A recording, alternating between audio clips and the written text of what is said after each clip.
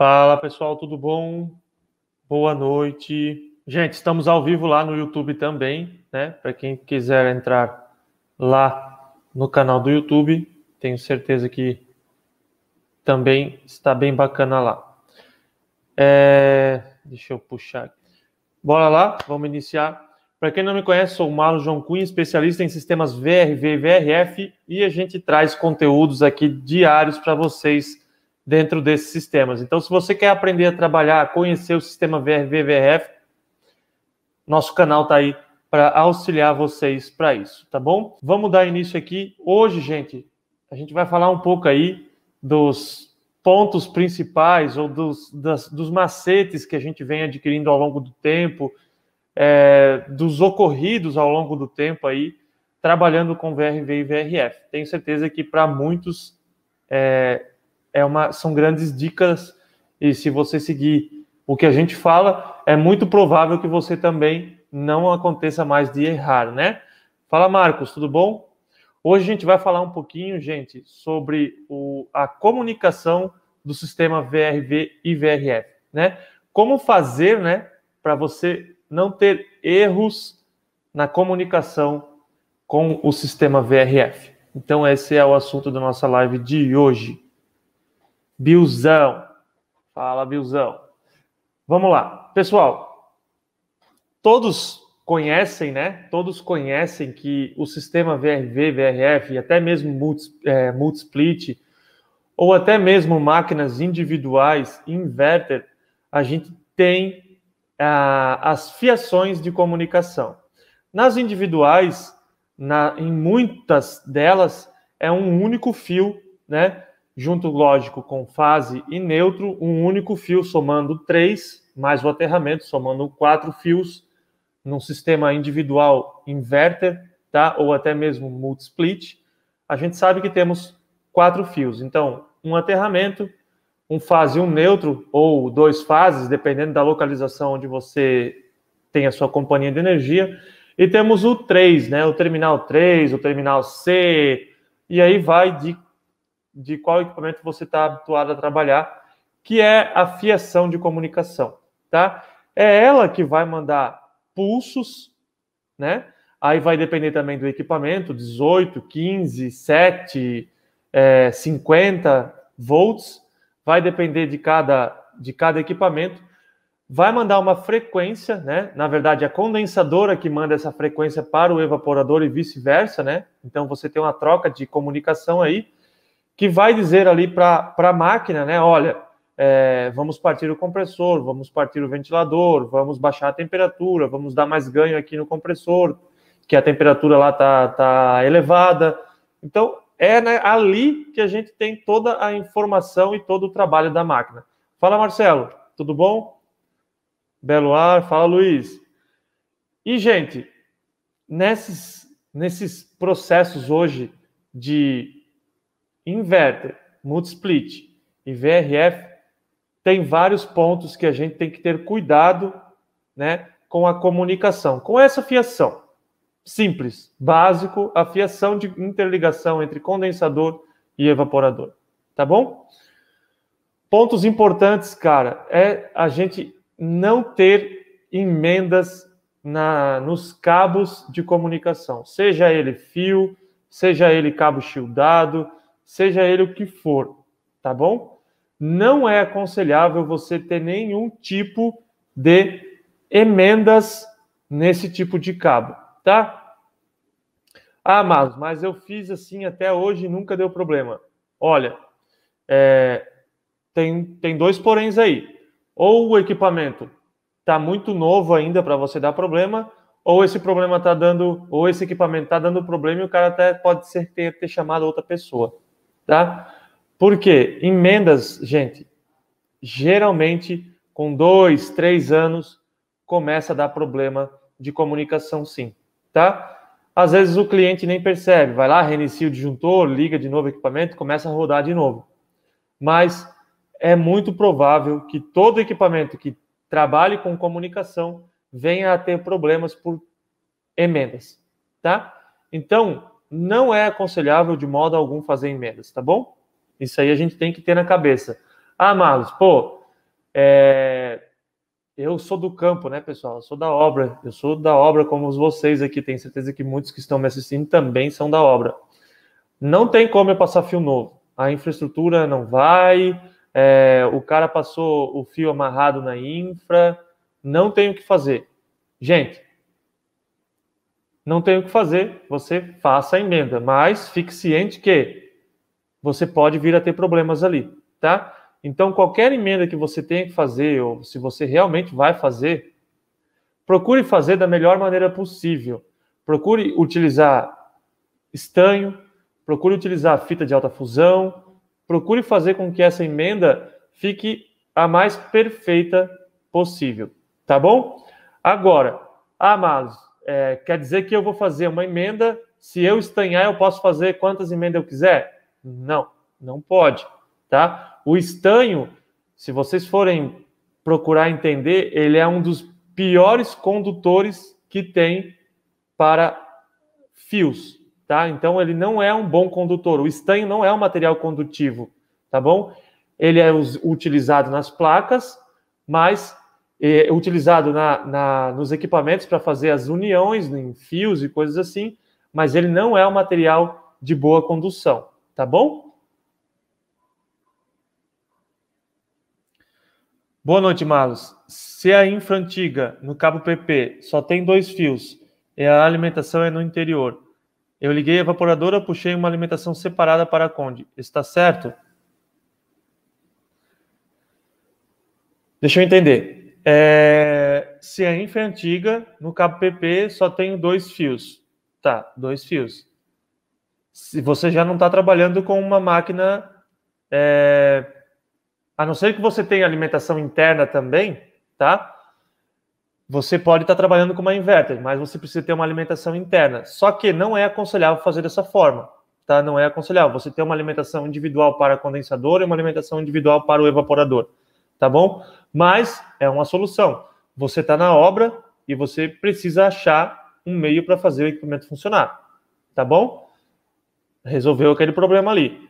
Mas o ideal é a gente sempre ter em mente de trabalhar da maneira correta, tá bom, MR? Então, cara, fez funcionar, joia, tá bom? Mas o ideal não é, tá? O ideal não é. Inverter, isso aí. Então, tu tinhas ou alimentação ou neutro, porque você precisa de pelo menos 3 cabos para fazer a comunicação, né? Você precisa de 3 cabos.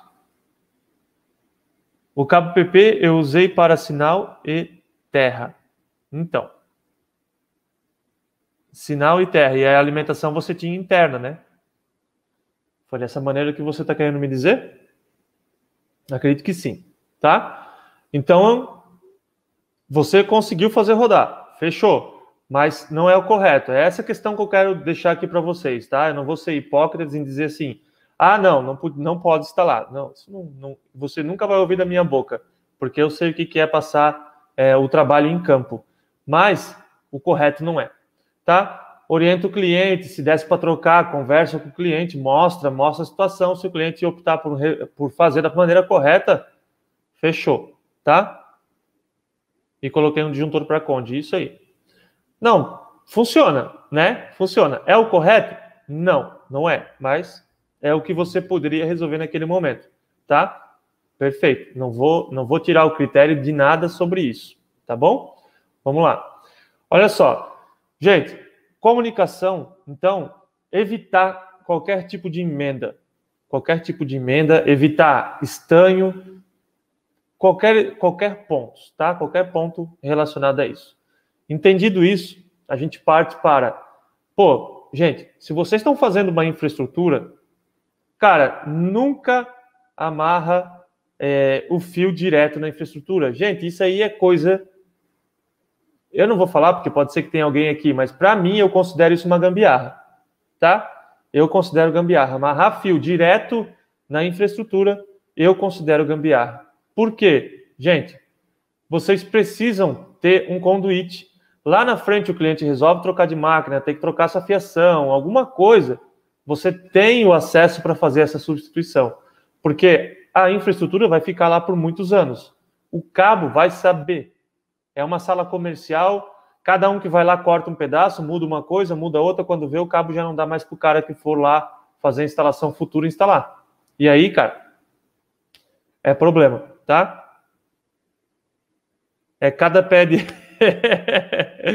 que a gente pega, é cada coisa ruim que ele quis dizer que a gente pega, é verdade, tá? É verdade, isso aí faz parte.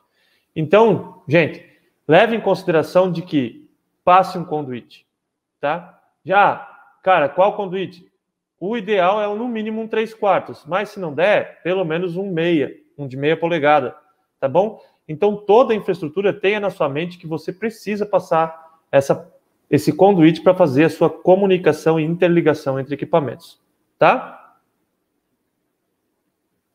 Ó, tá aqui, ó. Foi justamente por falta de eletroduto que tive que fazer isso. Isso aí, eu tenho certeza que se não tivesse, se tivesse eletroduto, tiraria o fio, né? Jogaria fora e passaria um cabo, uma alimentação, uma fiação totalmente nova, né? É o ideal. Como eu falei, o cobre vai estar lá durante muitos anos. Agora, a fiação, a gente não sabe o que cada um vai fazer com aquela fiação lá. E hoje, temos aí 4 fios, né? Hoje a gente precisa para instalar os inverter 4 fios. Antigamente, máquinas quente-frias, dependendo da nossa alimentação, eu tinha que ter 7 fios para instalar uma máquina. Máquina só fria, 2 fios para instalar. Ou 3, né? Para o aterramento. Então, gente, muda. E quem sabe daqui para frente se isso também não vai mudar. Então, se você deixa a fiação limitada lá, é problema, tá? É problema. Beleza? Vamos lá. No caso do VRV e VRF, não é diferente, tá bom? Não é diferente. A gente tem a comunicação entre o evaporador e o condensador. E temos também a nossa alimentação para cada equipamento, tá? Fala, Carlos, tudo bom? Fala, Barreto, tudo jóia? Olha só, então a gente tem essa comunicação entre condensador e evaporador no VRF também. Lógico, tem suas particularidades, é um pouco diferente, mas é a mesma situação de a gente ter a comunicação entre uma máquina inverter 1/1 ou uma multi-split, tá? Bora? Entendido isso? Vamos lá. Partindo desse conceito, gente, todo o sistema de comunicação do VRV e VRF, eu recomendo com maior força, né, e com muita, vamos dizer assim, muita autoridade em falar para vocês, cara, que usem cabo shieldado para fazer a comunicação entre os seus sistemas, tá? Entre condensadores e evaporadores. Por quê, gente? A gente pode ter vários problemas de comunicação, tá? Vários. Pessoal, do YouTube, do Insta aqui, nós estamos ao vivo lá no YouTube também. Se quiser se direcionar para lá, fiquem à vontade, tá bom? E pessoal do YouTube, alguém tiver alguma pergunta, algum questionamento aqui no YouTube ou no Insta, bota aqui que a gente vai tentar responder, tá bom? Vamos abordar hoje um pouco sobre comunicação entre os sistemas VRV e VRF. Gente, então, é muito importante a gente levar em consideração que temos que ter esse cabo shieldado. Aquele que vem com malha, isso mesmo. Para quem não conhece o cabo shieldado, tá? Ele pode ter aí de 2, 3, 4, 5, 7, várias vias. No nosso caso, a gente utiliza na climatização de 2 e 3 vias, tá? Esse cabo shieldado de 2 a 3 vias. Ele vem de 0,75 milímetros a 1,25 milímetros, que é a nossa faixa de utilização, tá bom? Essa é a nossa faixa de utilização. Fala, Oceânica, tudo bom? Tudo jóia, cara. Olha só. Partindo disso, gente, qual cabo que a gente tem que estar utilizando? Pessoal, muitos fabricantes permitem você utilizar o 0,75 milímetros, tá bom? Tem uma metragem limite. 1.000 metros de cabo, você pode estar utilizando 0,75. A partir daí, você tem que utilizar pelo menos 1 milímetro, tá? Comunicação de controles, também tem que ser o 0,75, daí para cima, né? Também tem que ser o cabo shieldado. Pode ser o 0,75 até 100 metros, 200 metros, vai depender de cada fabricante, essa informação um pouco altera, tá bom? Mas vocês têm que entender que temos que estar sempre utilizando o cabo shieldado, tá? Por quê? Gente, Nós temos uma comunicação com uma baixa frequência entre o evaporador e o condensador. É uma baixa corrente, tá? Aí, em alguns casos, a gente pode estar trabalhando na média de 15 a 16 volts. Então, qualquer oscilação fora dessa faixa, para baixo de 15 ou para cima de 16, o meu equipamento vai identificar uma falha. O meu equipamento vai dar um erro, tá bom? E aí, esse erro pode ser ocasionado por várias coisas, tá? Reatores de lâmpadas, cabos de alimentação, alta tensão passando próximo, tá? Até fios de automação, fios de rede, da rede elétrica, tá bom? Então, gente, alto-falantes, que daí já é mais magnetismo, tá bom? Então, a gente pode ter interferência de vários fatores no sistema. E quando a gente fala de um sistema que já está instalado, já está rodando, cara, esse problema pode ser corriqueiro para o cliente. Esse problema pode ser todo dia. Esse problema pode ser uma vez por semana. Esse problema pode ser uma vez por mês. E aí, o que vai acontecer num sistema que você instalou para o seu cliente, zero, que você tem que dar pelo menos 2 anos de garantia total no equipamento, pelo menos, desde a mão de obra até o equipamento. E aí o teu cliente ficar te chamando por um erro de comunicação. Porque, gente, muitas vezes o cliente não sabe nem o que é uma caixa de disjuntor, tá? Nós conhecemos, vamos lá no disjuntor, desarmamos. Tem cliente que nunca pegou uma chave de fenda na mão. Para trocar uma lâmpada dentro de casa, ele contrata alguém. Você acha que esse cara vai querer ir lá no quadro de energia e ficar adivinhando, às vezes, qual que é o disjuntor lá, ou desligando o disjuntor e ligando de novo? Esse cara não vai querer. Não vai. De hipótese alguma, esse cara vai querer. Tá? Isso eu sei porque acontece comigo aqui. Tá? Acontece comigo. Tem clientes que eu oriento a desligar o disjuntor quando dá alguma falha. Tá? Isso é independente para qual sistema. E tem clientes que, eu não sei o que é disjuntor, eu preciso que você venha aqui olhar. E aí o que acontece se esse sistema está na garantia? Você vai cobrar essa visita dele? Fica difícil, né? Ainda mais se for comprovado que é uma falha de um processo de instalação. Que é o caso aí do sistema começar a dar essa falha corriqueiramente. Toda semana, todo mês, a cada 15 dias. O cara vai te questionar. Cara, tem alguma coisa errada aí? Você falou que o sistema era bom, que o sistema não incomodava. E aí? E agora? Com que cara lavada você vai dizer para o cliente, não, é normal? Não vai falar isso para o cliente, né? Você não vai falar que é normal, né? Um sistema VRV ou VRF ter que estar reiniciando o sistema a cada 15 dias, ou uma vez por semana, ou todo dia. Alguma coisa de errado tem. E aí é onde muitas pessoas batem a cabeça. Falam que o sistema VRV não presta, que o sistema VRF não presta. Fala que dá muito problema. Fala que tem que estar sempre reiniciando, que a comunicação não presta. Mas e aí? Será que na instalação ele utilizou os padrões necessários? Utilizou o cabeamento correto? Utilizou na bitola correta?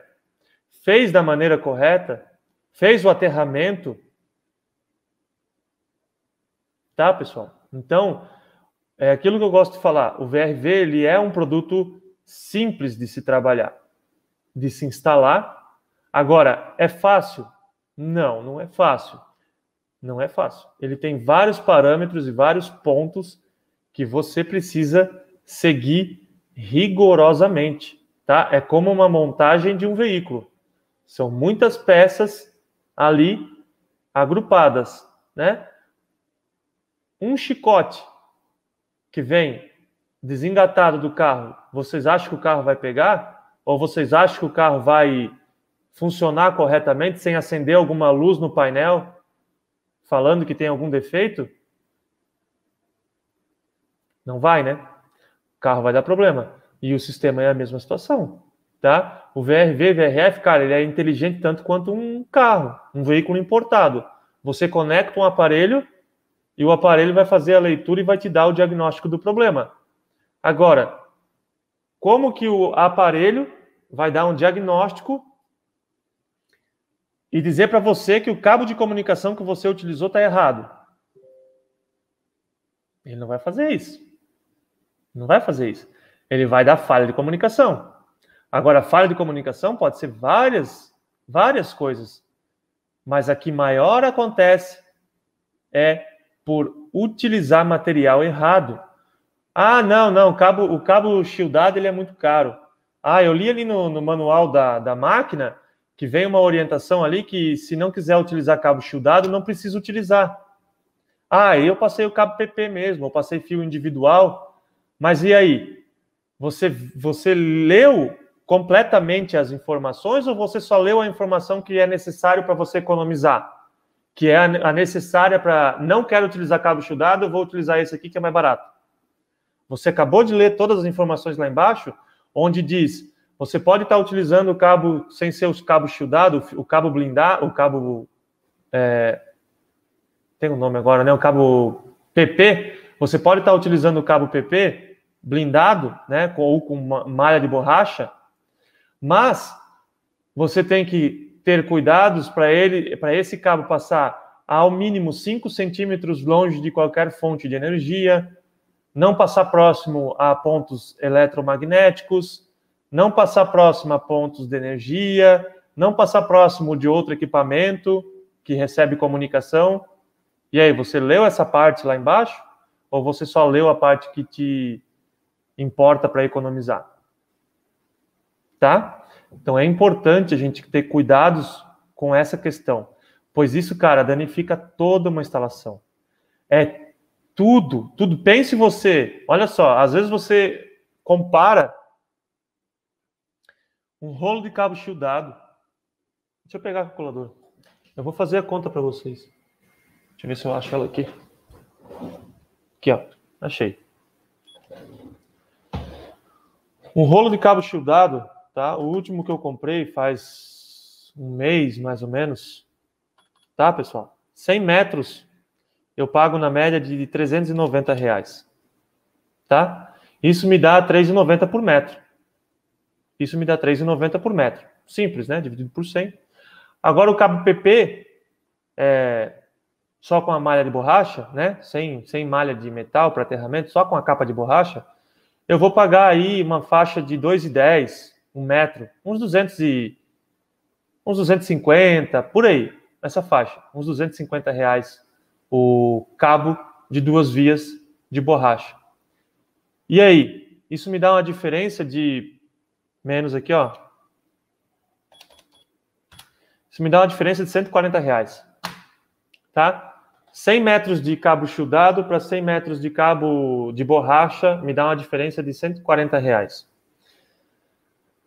Gente, presta atenção. 2 vezes que você foi nesse cliente, você já... Na verdade, 1 vez, se for considerar. Mas eu vou botar 2. 2 vezes que você foi nesse cliente por uma falha de comunicação, por um erro que você simplesmente foi lá e resetou o disjuntor e voltou a rodar o sistema, 2 vezes que você foi, já descontou os R$140. Já pagou os R$140. Porque você poderia estar em outro trabalho ganhando dinheiro. Você poderia estar em outro lugar ganhando dinheiro. Agora, vamos levar para a pior hipótese. Você fez e aí aconteceu de que você com certeza diagnosticou o problema. Cara, realmente é cabo de comunicação. Pá, legal. Aí, o teu 100 metros de cabo custou 390 mais 240 mais, isso já deu R$630, mais 2, 3 dias para trocar esse cabo, fazer a comunicação tudo de novo, botar tudo rodar de novo. E aí, para quanto vocês acham que foi esse trabalho? O Smart, está errado o preço do cabo PP, 2 vias. Ele é 5,50 metros. Cara, depende da localidade. Como eu falei, faz um mês que eu comprei o cabo shieldado, eu paguei R$3,90, tá bom? O cabo PP tá um pouco mais em conta, tava um pouco mais em conta. Agora, lógico, deu essa alta aí dos cobres, então eu não compro o cabo PP, tá bom? Mas só para a gente ter uma noção, vamos lá, se o teu cabo PP tá 5,50, vamos dizer que o cabo shieldado tá 7, tá? E aí? Vale a pena você economizar R$2 por metro? Eu sei que em 100 metros dá R$200. Mas se você tiver que fazer 2 visitas técnicas lá por um problema, os teus R$200 já foi pro saco. Tá? Então, gente, sempre aconselho vocês a estar utilizando o cabo shieldado. Cara, não vale a pena a economia. Tá? Não, aí... Aí ferrou, pior tudo, né? Aí o MR botou aqui, se não foi passado eletroduto. Nossa, se vocês fizerem, se alguém faz uma infra de VRV ou VRF e não passa um eletroduto, passa o cabo agarrado, Jesus amado, tem algo errado aí. Algo muito errado. E aí você vai, quando der algum problema, você vai pagar muito caro por isso. Muito caro por esse processo, tá? Muito caro por economizar pouca coisa. Então, gente, segue os padrões, tá? Não é à toa que tem um processo. Quem me segue sabe do que eu estou falando. Se você segue outra pessoa que trabalha com VRV da forma correta, o VRF, você sabe do que está falando. Se você é credenciado por alguma fabricante, você tem lá como é feito, tá? Você segue aqueles passos, é por algum motivo, tá? Tem uma razão. Não é nada inventado ou feito para você gastar mais dinheiro. Não é. É feito para você realmente, lá na frente, poder startar o sistema, poder entregar um VRV, um VRF para o teu cliente e, cara, só voltar na casa dele quando precisar fazer a manutenção, quando precisar prestar revisão para ele, né? Ou se lá, uma vez ou outra, acabar dando uma queda de energia, desarmar disjuntor, coisa desse tipo assim, que faz parte, isso aí faz parte. Tá? Então, se você segue os padrões, cara, você não volta mais na casa do cliente. Você volta, raramente vai acontecer algum problema que você tenha que voltar no sistema. Tá? Então, segue isso que eu estou falando para vocês. Eu, graças a Deus, nunca levei em consideração de tá utilizando o cabo mais barato, porque, cara, eu sempre vi o quanto é trabalhoso eu ter que pensar na minha mente em ter que trocar todo o cabeamento de uma instalação, de um apartamento, de uma casa ou de uma obra que seja. Tá? É muito complicado. Você tem que abrir todo o sistema, abrir todos os evaporadores, trocar todos os cabos. Cara, nossa senhora, sem levar em consideração ainda que você vai perder aquele cabo, porque tá picado. Ele já tá cortado, né? Ele já tá feita a união nos evaporadores, tu vai ter que cortar. E aí vai ficar aquela picaceira de cabo que você não consegue utilizar para mais nada, a não ser montar a extensão aí dentro da tua casa ou fazer uma instalação fura-furo.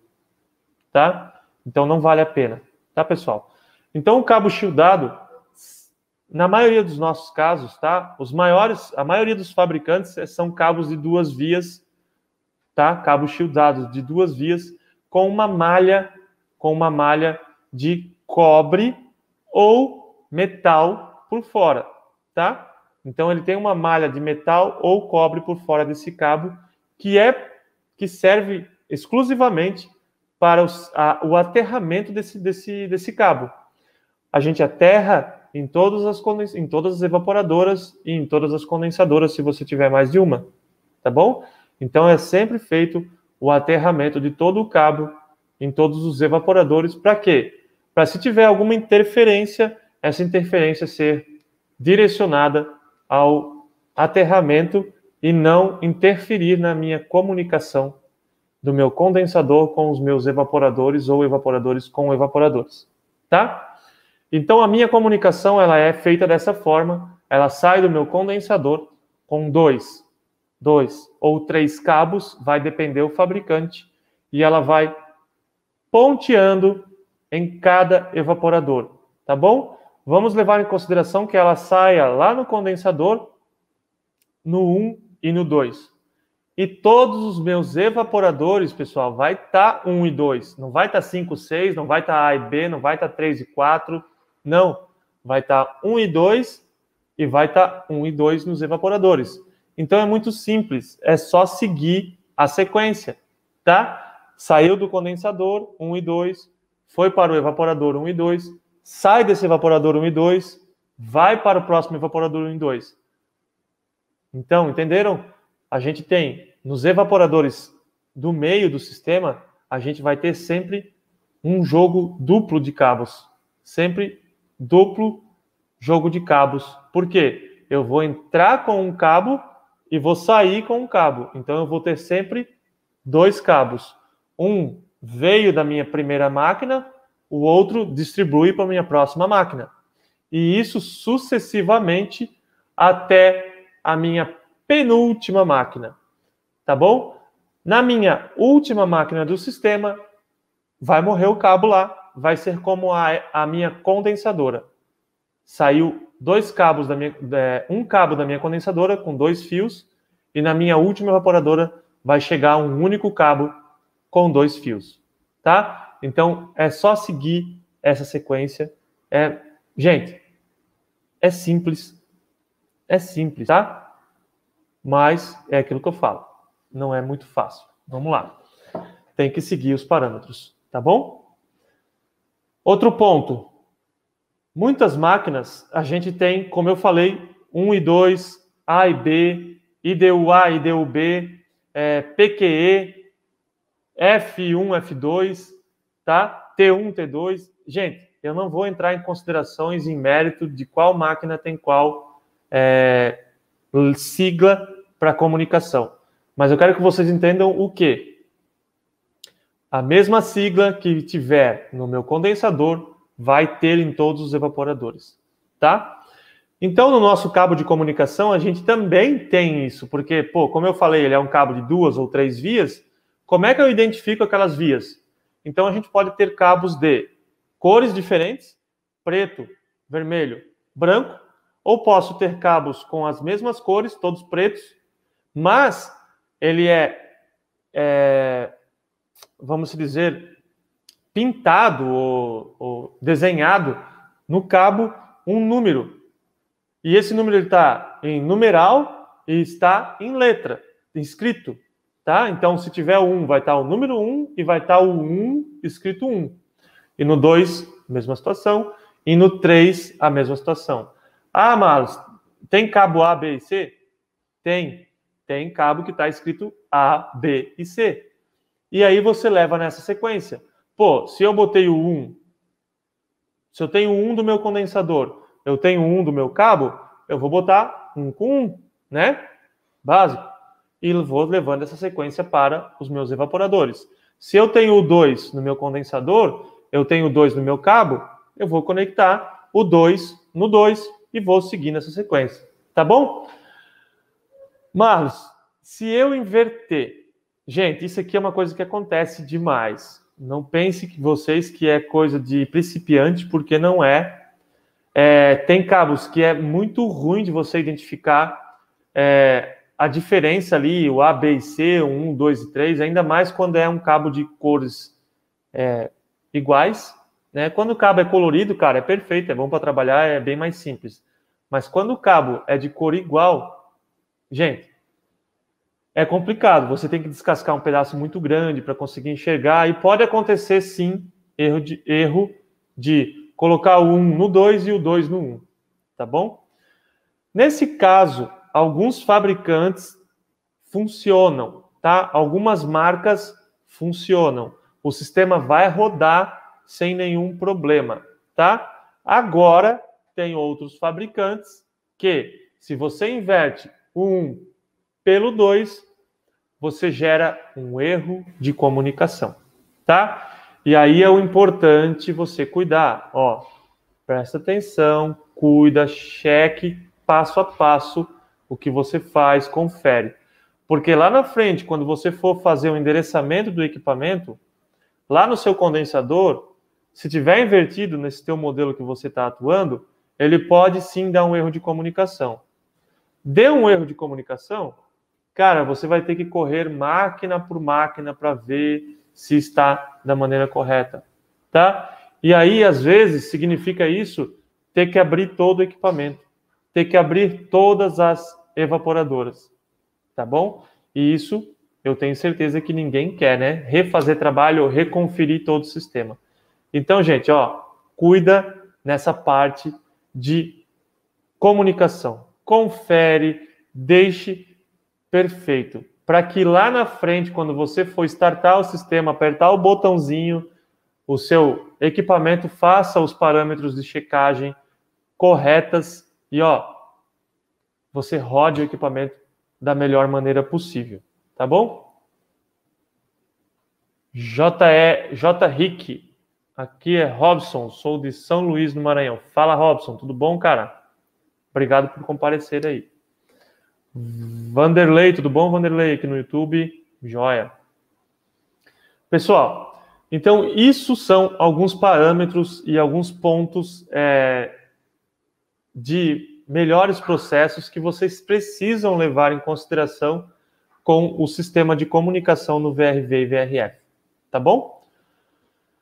Sempre cuidar com emendas. A princípio, não deve ter emendas, tá, pessoal? Não use emendas, procure evitar ao máximo. Se tiver que fazer em últimos casos, onde não tem mais outro ponto de trocar o cabo, tá?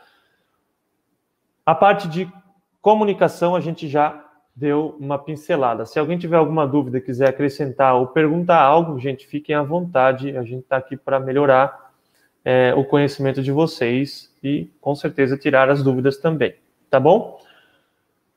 Lembrando que a gente tem dois sistemas. Então, a gente tem evaporador e condensador. E aí a gente precisa de uma alimentação, de uma fonte de energia, tá? No nosso condensador e no nosso evaporador. Não é como o multisplit ou o equipamento individual, que eu tenho só a minha fonte de alimentação em um ponto, que é no condensador hoje em dia, tá? No sistema VRV e VRF, a gente tem pontos de alimentação no condensador e no evaporador. E aí, como você vai saber, lá na etiqueta da máquina, no manual do equipamento, vai estar dizendo qual é a minha tensão, né? Qual é a minha faixa de trabalho, se é 220 monofásico, trifásico, 380 trifásico, tá? Lá no seu equipamento você vai ter. E lógico, quando você comprou ou fez a venda do equipamento, também tem que ficar de olho nessa parte, tá bom? Saber se você está vendendo um equipamento 380 para um lugar que tenha alimentação 380, tá? É muito importante. Acontece de, às vezes, você deixar passar essa informação e acaba vendendo um equipamento 380 para um lugar onde é 220 trifásico. Gente, isso é um transtorno, tá? Pense você ter que devolver o equipamento. Pagar a transportadora, né? Devolver a condensadora, com certeza vai ter diferença de valores aí. O seu cliente vai ficar totalmente puto da vida com você, porque o sistema já era para estar rodando, né? E aí você deixou passar essa informação. Então tenha sempre em mente que o meu condensador ele pode ter os três tipos de alimentação, tá? 220 monofásico, 220 trifásico ou 380 trifásico. Os meus evaporadores são sempre 220 monofásico, tá, pessoal? Sempre 220 monofásico. Eu não tenho conhecimento de nenhum fabricante que os evaporadores são 110, tá? Então, sempre 220 nos evaporadores, tá bom? Então, a gente precisa ter sempre alimentação em ambos os sistemas. Disjuntores, cabeamentos, bitola do fio, isso vocês terão tudo no catálogo do equipamento, tá? Ali ele vai me dizer o disjuntor, através do disjuntor você tem a carga da fiação, tá? Ali, através do disjuntor, você consegue fazer a carga da fiação e saber qual a fiação indicada para trabalhar com aquela máquina, tá bom?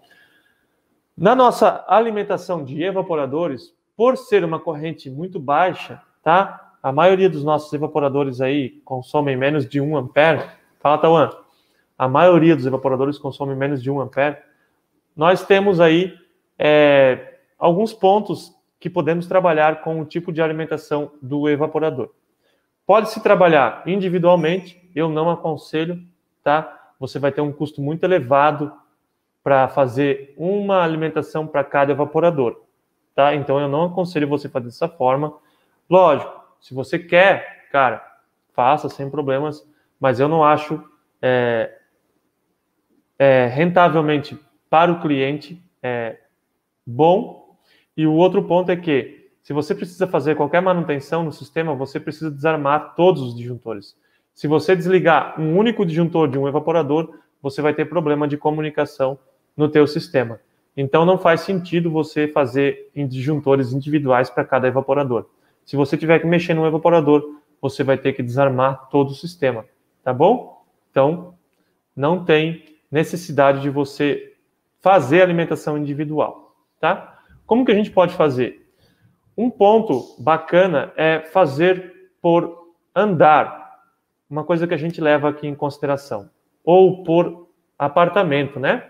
A gente pega esse ramal de infraestrutura de evaporadores e passa uma comunicação, como se fosse uma comunicação, a gente distribui essa fiação de alimentação, né? 2,5, fio 2,5, tá? Entre todos os evaporadores. Por quê? Porque eu consigo somar a carga e aí dimensionar o meu disjuntor correto para esses evaporadores. Consigo fazer também por andar. Pega um andar, soma as cargas, faz esse ponteamento na alimentação também, nesse andar inteiro, e deixa lá um disjuntor para os evaporadores do andar, tá? Então a gente faz essas duas formas.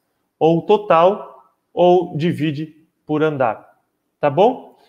E aí, gente, lógico, você tem que somar a quantidade de carga que você está utilizando ali nos evaporadores para dimensionar o seu fio, né, a sua fiação, e dimensionar também o seu disjuntor para desarme, tá? Isso é importante vocês se aterem a isso e entenderem isso, tá bom? A parte de fiação, de alimentação, também não pode caminhar junto com a parte de comunicação, tá? Existem casos que, gente, foi passado somente um conduíte. Já peguei situações, tá? Infelizmente, eu tive que passar a minha alimentação junto com a minha comunicação. Mas eu tô com uma segurança, né? Lembra? Eu tô com um cabo shieldado. Então, graças a Deus, a gente não teve problemas nessa parte de passar a fiação quando não dá junto com a minha comunicação, desde que você utilize o cabo shieldado. O ideal, é aquilo que eu falo, o ideal são dois conduítes, um conduíte para comunicação e um conduíte para alimentação. Tanto é que é um ponto de energia separado, tá? Mas a gente sabe que está em obra, tem lugares aí que não fazem da maneira correta e a gente acaba tendo que fazer assim para não precisar quebrar todo o apartamento do cliente, né? Então, são alguns parâmetros que só no decorrer da obra você vai entender do que eu estou falando, tá? Pessoal, o que eu tinha para falar para vocês sobre esses pontos de comunicação, cuidados, essa parte de interligação entre o VRV e VRF, tá? Algumas dicas, melhorias, como fazer da maneira correta e cuidar, eu consegui passar para vocês aqui. Espero que vocês tenham gostado.